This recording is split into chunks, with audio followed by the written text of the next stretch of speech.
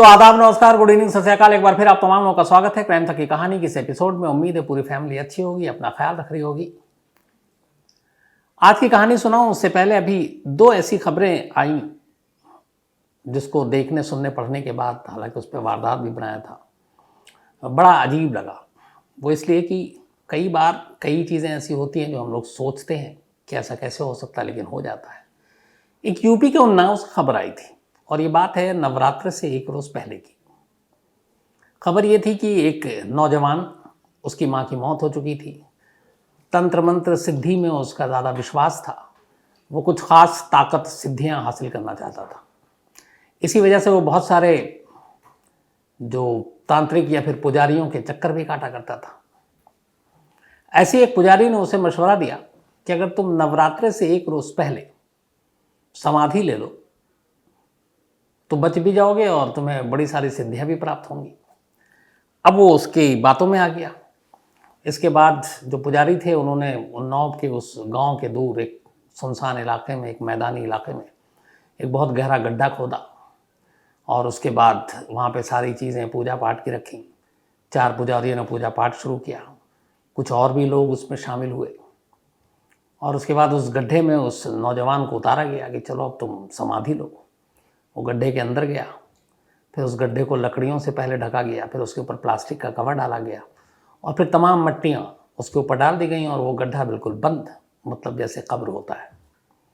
अब अंदर ना हवा, ना पानी, ना ऑक्सीजन, कुछ नहीं। वो लड़का अंदर, ऊपर उसके बाद पूजा पाठ शुरू।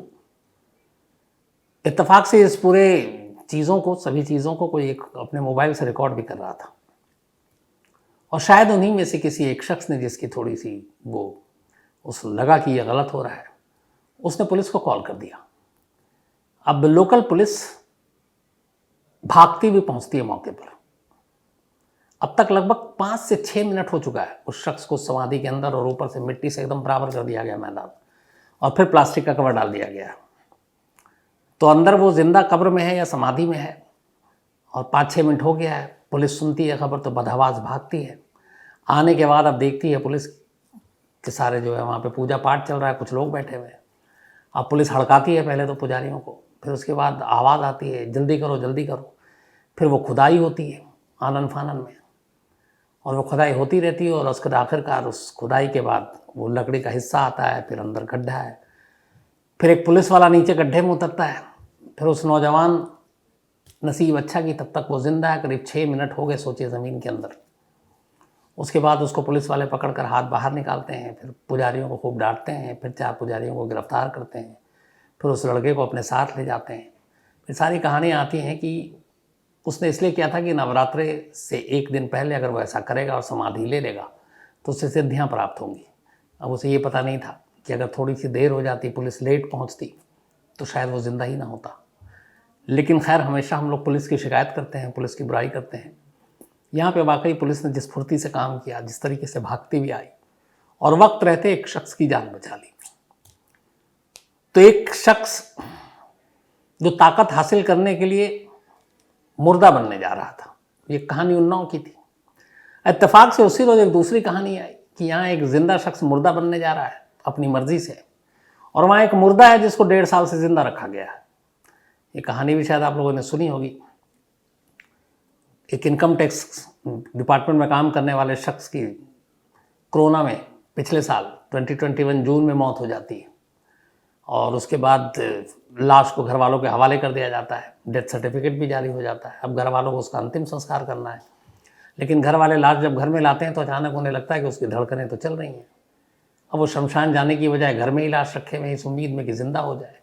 हालांकि पूरा पढ़ा लिखा परिवार, जो वाइफ है, जो मरा है जो शख्स, उनकी वाइफ जो है एक बैंक में मैनेजर है, मरने वाला खुद एक इनकम टैक्स डिपार्टमेंट में काम करने वाला है। लेकिन फिर भी आप अंधविश्वास देखिए कि एक तो कोरोना से मौत हुई है, डेथ सर्टिफिकेट हाथ में है, लेकिन उन्हें ये लगता है कि ये धड़कनें चल रही हैं, ये ज़िंदा होगा, उठ जाएगा, और इस उम्मीद में कि बस ये ज़िंदा होगा और उठेगा। दिन, हफ्ते, साल, महीने गुजरते जाते हैं। 1.5 साल पूरे बीत गए और इन 1.5 सालों में वो लाश और उस लाश के साथ उस घर के टोटल मेंबर थे 10, वैसी ज़िंदगी जीते हैं, नॉर्मल रूटीन। घर में एक लाश पड़ी है और 10 लोग अपने रोज़मर्रा के नहा रहे हैं, धो रहे हैं, खा रहे हैं, काम पे जा रहे हैं। इस उम्मीद में कि अब उठेगा। हालांकि जो बीवी है जिसकी डेथ हुई, उसकी वाइफ, उसकी विधवा, उसे यकीन है कि उसका हस्बैंड मर चुका है, लेकिन चूंकि घर में ज़्यादातर ससुराल के लोग थे उसके हस्बैंड की तरफ से, तो वो उसके सुनते नहीं थे। उसे लगा इनके आगे चलेगी नहीं, तो वो भी समझौता कर ली, खामोश हो गई। और शायद ये लाश और पता नहीं कब तक पड़ी रहती, लेकिन फिर 1.5 साल बाद इनकम टैक्स डिपार्टमेंट को भी उसका एक स्टाफ नहीं है। अब या तो जिंदा है, मुर्दा है, मुर्दा है तो उसके सारे हिसाब किताब करें, उनके पास कोई खबर नहीं। इनकम टैक्स का नोटिस आया डिपार्टमेंट से एम्प्लॉय के बारे में पूछने के लिए। तब बीवी ने जवाब दिया कि एक्चुअली उनकी ऐसे डेथ हो गई है, लेकिन लाश घर में पड़ी हुई है, ससुराल वाले मेरे उसका अंतिम संस्कार नहीं कर रहे हैं। तो फिर इनकम टैक्स ऑफिस की तरफ से वहाँ के हेल्थ डिपार्टमेंट और पुलिस को फ़ोन किया गया कि हमारा एक एम्प्लॉय है, उसके साथ ही हो रहा है। उसके बाद हेल्थ डिपार्टमेंट के लोग और पुलिस की टीम घर पहुंची तो देखा कि वो लाश क्या है, कंकाल ही है, बिल्कुल काले रंग का हो चुका है। लेकिन हैरत की बात ये थी कि 1.5 साल तक एक घर के अंदर लाश पड़ी रही और पड़ोसियों को भी बदबू नहीं आई। तो जब इसकी पूरी तफ्तीश हुई तो पता चला कि बड़ी हिफाजत से उस लाश को उन लोगों ने सहेज कर रखा था। डेली उसको नहलाते, धुलाते, डिटॉल लगाते, कपड़े बदलते, चादर बदलते और इस तरीके से रखा था। हालांकि लाश ने अपना रंग बदल लिया, लगभग हड्डियां बची, लेकिन फिर खैर 1.5 साल के बाद स्वास्थ्य विभाग, पुलिस की मदद से उस लाश को कब्जे में लिया गया और जिसका अंतिम संस्कार 1.5 साल पहले होना चाहिए था वो 1.5 साल बाद किया गया। पुलिस ने हालांकि इस मामले में कोई केस दर्ज नहीं किया क्योंकि उनके हिसाब से कोई क्रिमिनल केस नहीं था, कोई मर्डर का केस नहीं था।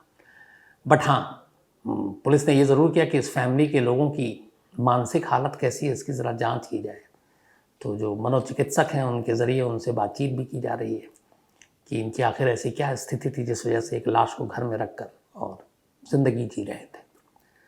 तो दो कहानी, एक जिंदा जो खुद मुर्दा होने जा रहा था, समाधि में उतर गया, और एक मुर्दा है बेचारा जो 1.5 साल से उसके ज़िंदा होने की उम्मीद में उसकी लाश को घर में ही रखा हुआ है, अंतिम संस्कार नहीं कर रहे।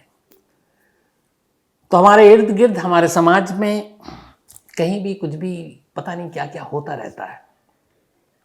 किसी ने कहा है कि हिंदुस्तान कहानियों से भरा पड़ा है, शायद यही सच है। अब आते हैं आज की कहानी के ऊपर। दिल्ली के करीब गाजियाबाद है। गाजियाबाद की एक सोसाइटी में एक सरकारी अफसर रहते हैं। परिवार में उनकी एक पत्नी है, एक 13 साल की बेटी है और एक 10 साल का बेटा है। खुशहाल परिवार, सब कुछ ठीक ठाक, नौकरी भी ठीक, सरकारी अफसर हैं वो। दोनों बच्चे भी अच्छे स्कूल में पढ़ रहे हैं, पत्नी भी अच्छी हैं, ज़िंदगी ठीक ठाक चल रही है। लेकिन तभी लास्ट ईयर 2021 1 जनवरी को पहली बार इस परिवार पे एक मुसीबत आती है। इस परिवार की जो मुखिया हैं, सरकारी अफसर और उनकी पत्नी, उनके ईमेल पर एक धमकी भरा नोट आता है और उनसे कहा जाता है कि 10 लाख रुपए दे दो वरना तुम्हारे परिवार के 4 लोग हैं घर में, चारों को मार डालेंगे। अब ये मेल पढ़कर वो परेशान होते हैं, लेकिन इससे पहले कि कुछ करें, सोचें कि फेक है क्या है, तब तक दूसरा मेल आता है। अब 10 की रकम 20 हो गई, रकम बढ़ती जाती है। 1 जनवरी से लेकर 24 जनवरी तक, अगले 23 दिनों तक ये मेल आता रहता है और आखिर में ये रकम 10 लाख से जो शुरू हुआ 10 करोड़ तक पहुंच जाता है। बाकायदा एक ईमेल आईडी था जिससे ये धमकी भरा मेल आता था। अब धमकी के साथ साथ फिर कुछ ईमेल में अजीब अजीब बातें आने लगी। एक आई कि पुलिस को खबर की, पैसे नहीं दिए तो हमें मालूम है तुम्हारे परिवार में तुम पति पत्नी हो, एक बेटी है एक बेटा है, चारों की लाशें मिलेंगी। फिर एक में आया कि तुम्हारी बेटी 13 साल की है लेकिन उसकी शादी भी करानी पड़ सकती है। अब ये सारी चीज़ें सुनकर परिवार डर गया कि करे तो क्या करें। इसके बाद उन्होंने गाज़ियाबाद पुलिस को इन्फॉर्म किया। अब मामला एक सरकारी अफसर का था, इस तरह से ब्लैकमेलिंग धमकी की थी। अब पुलिस ने तफ्तीश शुरू कर दी, लेकिन इधर अजीब चीज़ हो रही थी। हो ये रहा था कि अब धमकी देने वाला ऐसी ऐसी चीज़ें बता रहा था जो यकीन करने लायक नहीं था। जैसे वो बताता कि आज तुमने घर में क्या किया, पति ने क्या किया, पत्नी ने क्या किया, बेटे ने क्या किया, बेटी ने क्या किया, कौन मेहमान घर में आया था, खाना क्या खाया। उसने कहा कि तुम्हारी हर हरकत पर हमारी नज़र है और इसलिए जो हम कह रहे हैं अगर तुमने वो नहीं माना तो इसका अंजाम बुरा होगा। अब ये ऐसी ऐसी चीज़ें थी कि सुनकर परिवार डर गया। ऐसा लगा कि कोई घर में उनकी नज़र रखे हुआ है। अब उन्होंने पूरे घर की तलाशी ली, कोई हिडन कैमरा है, क्या है, कहाँ है, बट कुछ समझ में नहीं आ रहा है। और उधर जो धमकी देने वाला है, ब्लैकमेल करने वाला है, वो लगातार कह रहा हमें हर चीज़ के बारे में जानकारी है। तो खैर ये पूरा मामला जब हो गया, 23 जनवरी को पुलिस ने 2021 में मुकदमा दर्ज किया कि एक सरकारी अफसर के घर में इस तरह धमकी दी जा रही है और उनके घर की हर चीज़ों पे नज़र रखी जा रही है, प्राइवेसी तक छिन गई है। अब क्या करें, कौन आ रहा है, क्या जा रहा है। अब वो परेशान, 2 छोटे बच्चे हैं, पति पत्नी हैं, कुछ भी हो सकता है। तो खैर पुलिस ने भी बड़ी सीरियसली इस कंप्लेंट को लिया। 27 जनवरी को इस केस का खुलासा हुआ था। 23 जनवरी को तो पुलिस ने इस केस को दर्ज किया था, लेकिन उस खुलासे से पहले भी बहुत कुछ हुआ इस केस में। हुआ ये कि अब जब पुलिस ने केस दर्ज किया तो इसके बाद पुलिस को कहा गया कि चलो एक टीम चलकर, घर वालों ने बताया कि छोटी छोटी बातें वो हमें बता रहा है कि कौन क्या कर रहा है, किसने क्या कपड़े पहन रखे हैं, किसने क्या खाना खाया, किसने क्या कब खाना बना, कौन मेहमान आज घर में आया, घंटी कितने बार बजी। अब ये बात बड़ी अजीब थी, तो इसीलिए फिर पुलिस ने कहा कि चलो एक बार घर की तलाशी लेते हैं कि घर में कुछ ऐसा इक्विपमेंट्स, ऐसा कैमरा है, ऐसी कोई चीज़ें तो नहीं है। तब पुलिस की टीम जो है घर पहुंच जाती है एक दिन। घर पहुंचने के बाद अब जो पुलिस की टीम पहुंची सुबह करीब 11 बजे। 11 बजे आने के बाद पुलिस ने पूरे घर को खंगाल डाला, घर की हर चीज़ को खंगाल डाला, चेक किया कहाँ कुछ क्या ऐसी चीज़ तो नहीं है, कोई कैमरा तो नहीं है, कोई ऑडियो डिवाइस तो नहीं है। लेकिन घर के अंदर से पुलिस को कुछ नहीं मिला। भलके बल्कि जितने फ़ोन थे, लैपटॉप थे, कंप्यूटर थे, उन सबको भी पुलिस ने खंगाला। और इसके बाद शाम के 6 बज गए, पर पुलिस को वहाँ से ऐसा कुछ नहीं मिला। फिर पुलिस ने कहा कि चलो हो सकता है कि यहाँ के कुछ मोबाइल या डेस्कटॉप जिसमें कुछ ऐसी चीज़ें किसी ने डाल रखी हो। तो उन्होंने घर के 2 मोबाइल फ़ोन, डेस्कटॉप को अपने कब्जे में ले लिया कि अब इसको जांच के लिए भेजेंगे एक्सपर्ट्स के पास, उसका देखते हैं कि इसमें तो कुछ छेड़छाड़ नहीं की गई। साथ ही पुलिस ने कहा कि आप अपने घर के सारे ईमेल आईडी और पासवर्ड भी बदल दीजिए। सब कुछ बदल दिया। शाम के 6 बजे, 11 बजे की पुलिस की टीम आई हुई, लगभग 7 घंटे तक ये सारी कवायद करने के बाद घर से निकलती है। अभी पुलिस निकल कर गई थी, 10 मिनट भी नहीं गुजरा था कि अचानक जो टीम पुलिस की आई थी, जो उसके लीडर थे, उनका मोबाइल बजा। उन्होंने फ़ोन उठाया, सामने से वही सरकारी अफसर का फ़ोन। उन्होंने कहा कि आपके निकलते ही फिर से एक मेल आया और कहा गया कि तुम लोगों ने ठीक नहीं किया पुलिस को खबर करके। तुम लोगों ने आज पुलिस को बुलाया। 11 बजे पुलिस की टीम आई थी, शाम 6 बजे गई है, 2 फ़ोन ले गई है, एक डेस्कटॉप ले गई है। उन 2 फ़ोन में से एक पिंक कलर का फ़ोन है और वो 5 पुलिस वाले थे और 7 घंटा घर में रुके। उन्होंने इस कमरे की ये तलाशी, इस कमरे की ये तलाशी ली, इस दीवार, इस खिड़की को ऐसे देखा। अब ये सुनते उस पुलिस अफसर का दिमाग घूम गया। वो वापस अपनी टीम को लेकर पलटता, कहता दोबारा घर चलो। अब वो घर पहुंचा तो उन्होंने दिखाया। अब पुलिस वाले ने उस मेल को देखा। अब पुलिस अफसर को लगा कि ये माजरा क्या है। एक तो हर चीज़ घर की वो बता रहा है और अभी पुलिस की टीम रही 7 घंटे, उसकी माइनर से माइनर डिटेल भी बता रहा है वो। और वो चूँकि खुद इस ऑपरेशन में शामिल, उन्हें मालूम है मैंने क्या क्या किया, तो वो सारी चीज़ें सच हैं। क्या क्या कब्जे में लिया वो भी सच बता रहा है। पुलिस वालों को लगा कि कुछ ना कुछ मामला गड़बड़ है।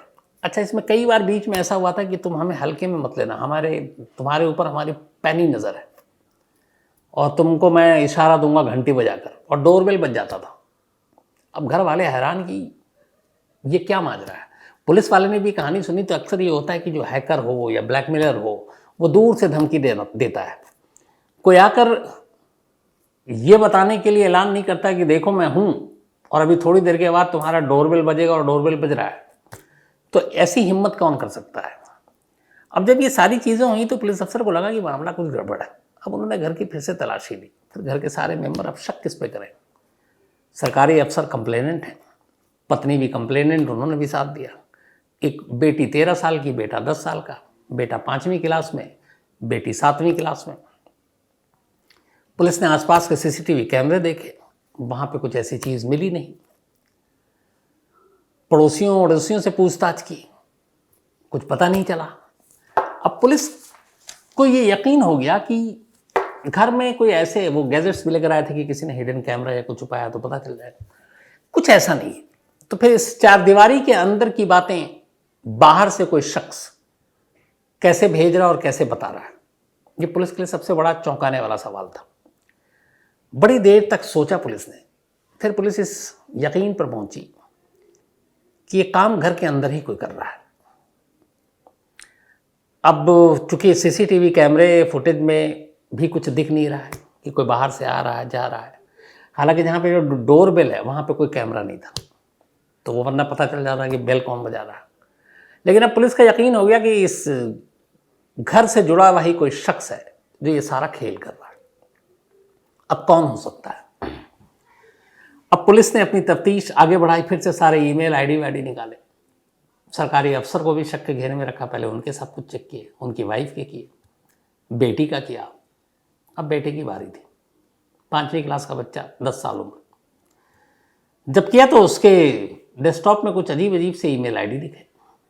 तब पुलिस को लगा कि 5वीं क्लास का बच्चा, ये इतने सारी चीज़ें क्या है। पुलिस ने उससे पूछा तो उसने कहा नहीं, ये तो मेरे दोस्त और ये हम सब ने बनाया। अब फिर वो कुछ कुछ ऐसा बोलने लगा कि पुलिस को लगा कि ये बच्चा थोड़ा गुमराह कर रहा है या फिर क्या है, लेकिन ये भी है कि बच्चा है, 10 साल उम्र है, अब उससे कैसे एक प्रोफेशनल उसकी तरफ से आप बातचीत करेंगे, तो कुछ समझ में नहीं आ रहा।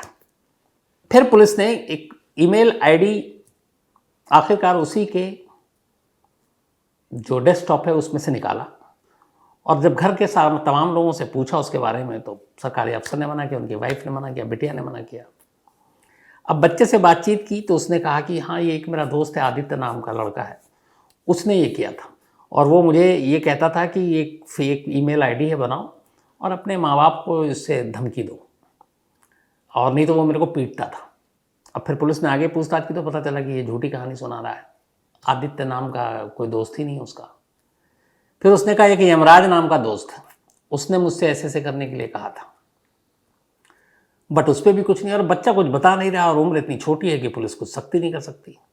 आखिर पुलिस ने माँ बाप को भरोसे में लिया और कहा कि इस बच्चे से कुछ बात उगलवानी है, उसमें आप मदद करें। अब बच्चे की काउंसलिंग शुरू हुई। एक माँ बाप के तौर पर पुलिस वाले भी अब दोस्त बनकर, अब वैसे अब देखिए कि 5वीं क्लास में 10 साल की उम्र, कितना ज़्यादा दिमाग डेवलप होगा। खैर जब उसकी काउंसलिंग हुई तो थोड़ी सी मेहनत लगी, लेकिन बच्चा फिर सच बोलने पर तैयार हो गया। फिर उसने कहानी सुनाई और ये कहानी आंखें खोलने वाली है।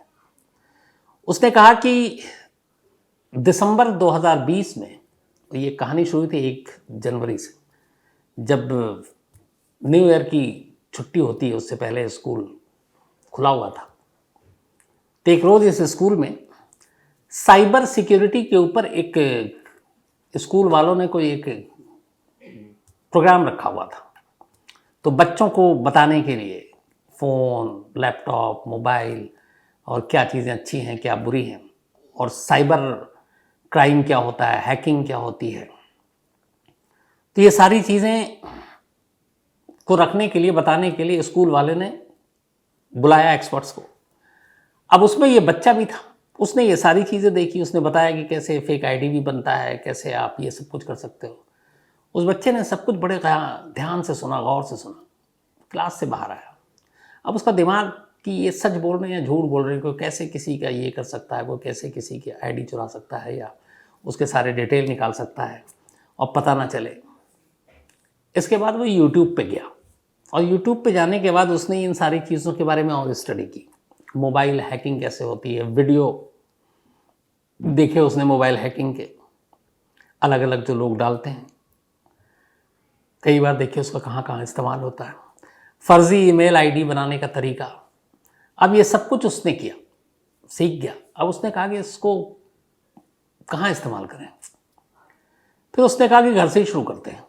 उसके बाद उसने फेक ईमेल आईडी बनाई और उसने उसके बाद अपने माँ और बाप को धमकी देना शुरू किया और कहा कि अगर पहले 10 लाख नहीं दिया तो ये फिर ये तुम्हारे घर में एक 13 साल की बेटी, उसकी शादी भी करानी पड़ सकती है।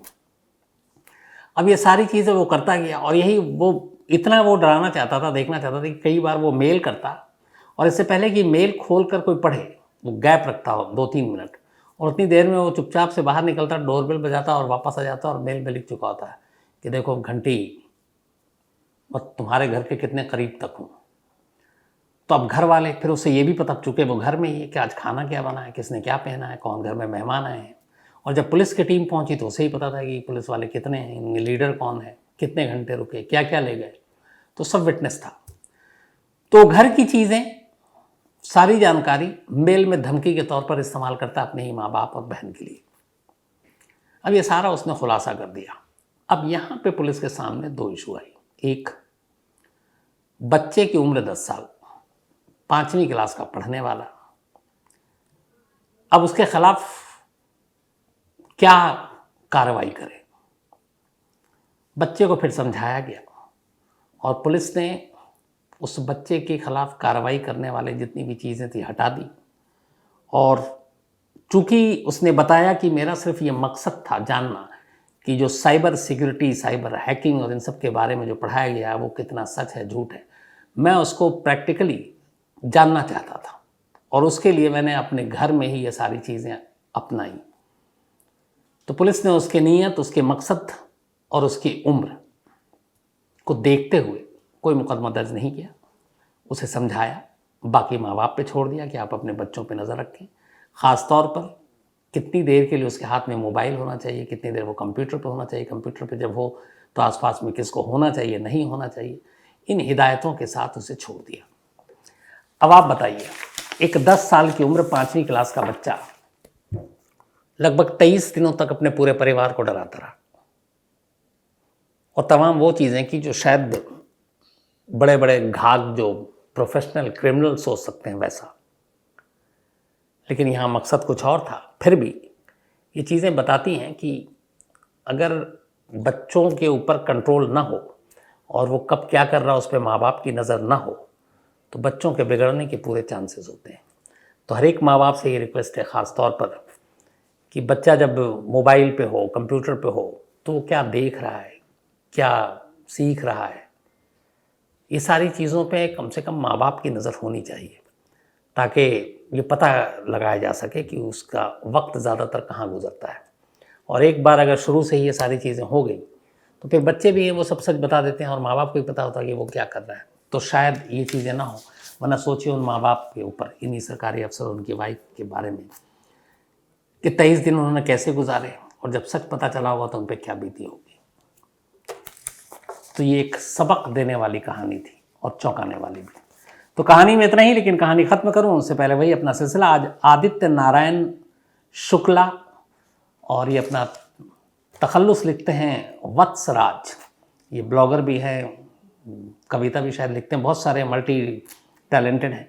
इनका आज जन्मदिन है, तो हैप्पी बर्थडे आदित्य साहब, and thank you so much आपके मेल के लिए।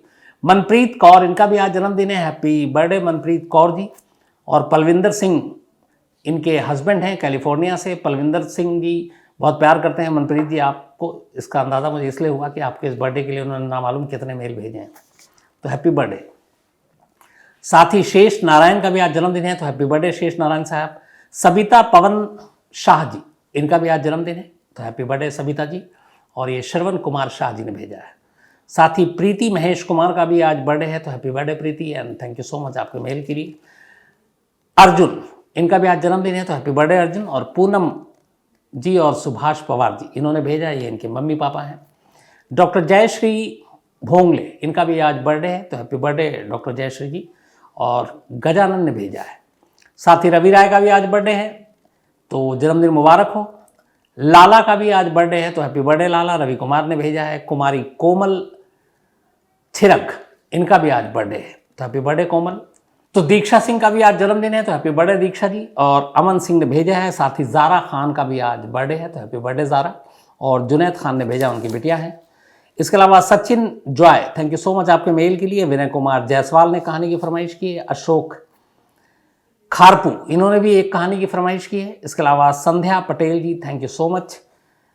तन्मय दास, इन्होंने पूछा मेरी फेवरेट सिटी कौन है। सभी जगह जहाँ छुट्टियाँ मिल जाए घूमने के लिए, कुछ वक्त बिताने के लिए, वही शहर अच्छा लगता है मुझे। आकाश सिंह और आकाश जी आप लगातार मेल लिख रहे हैं, मैं माफ़ी चाहता हूँ आपकी कहानी नहीं सुना पा रहा हूँ, जल्दी सुनाऊंगा। ये नीलम बाई किन्नर की कहानी सुनना चाहते हैं। इसके अलावा कल्पेश पटेल ने कहानी की फरमाइश की है, अमूल्य मिश्रा ने कहानी की फरमाइश की है, और जुनैद मुर्तज़ा साहब, थैंक यू सो मच आपके मेल के लिए। तो आज कहानी में इतना ही है। आपसे मुलाकात होगी कल रात 9 बजे किसी नई कहानी के साथ। तब तक अपना ख्याल रखिएगा। Thank you very much.